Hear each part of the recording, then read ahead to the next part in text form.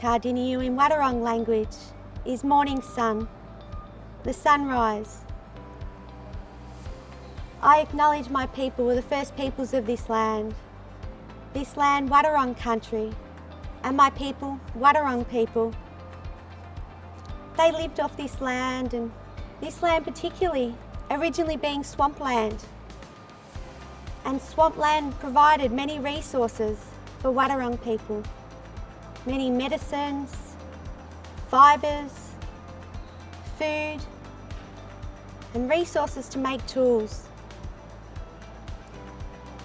Wadawurrung people lived a sustainable life off this land and country. And over the many years that I've now been involved here, much has changed. We now see the building and thousands of people come to this place. We've been able to run many programs to engage the Aboriginal and Torres Strait Islander people in the region. And memories of raising the first flag and seeing the first Aboriginal flag flown here. Seeing the players run out in their first Indigenous Guernsey. Having welcome to country ceremonies conducted for the first time. Smoking ceremonies. Being able to take the Aboriginal and Torres Strait Islander players out on country and share the stories of Wadawurrung country, of the country that they're going to be playing on. It's really important that all history is shared here in this place, and important that we respect and understand the original history, the first history of Kardinia. We're here at the beautiful and lovely Djilang Garden, created a while back. Can you tell us a little bit about what this garden is and how it came about?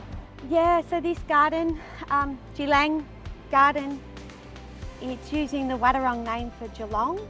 So the original Wadawurrung name was Djilang, which is referring to this land and country and the bay coming into Geelong. But people that didn't have the Wadawurrung tongue that recorded it and weren't able to actually pronounce the way our Wadawurrung people pronounced it, that over time it got changed to Geelong instead of Djilang. So we've returned the original name so we can educate people on the original name of Djilang and where that comes from.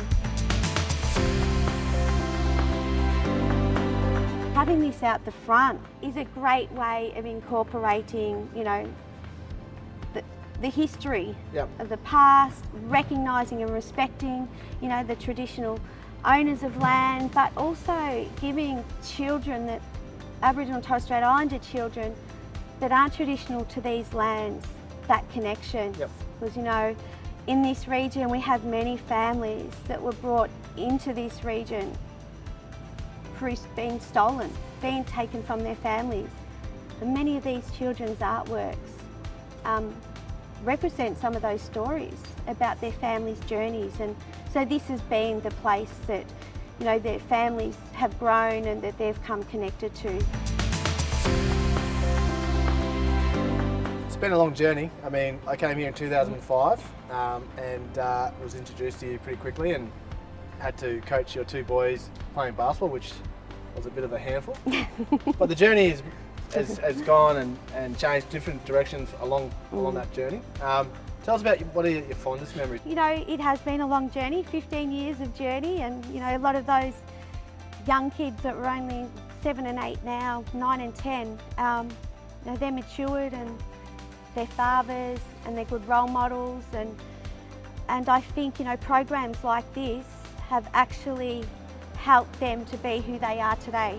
They really have, as Aboriginal young people, connection to programs, connection to each other, and more importantly, connection to people like yourselves and the other players as role models really helps.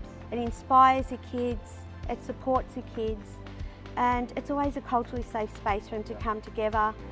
With the journey, it hasn't been about being dictated, this is what we want to do with the children. it's always been a collaboration of, you know, you're getting many people from the community. The fact that you've designed our first AFL women's jumper and then we've drafted our first Aboriginal woman, Steph Williams. I mean, I'm as proud as anyone that the fact that our women's team now has a player, and why young boys can have an Indigenous jumper and support Steph on her journey.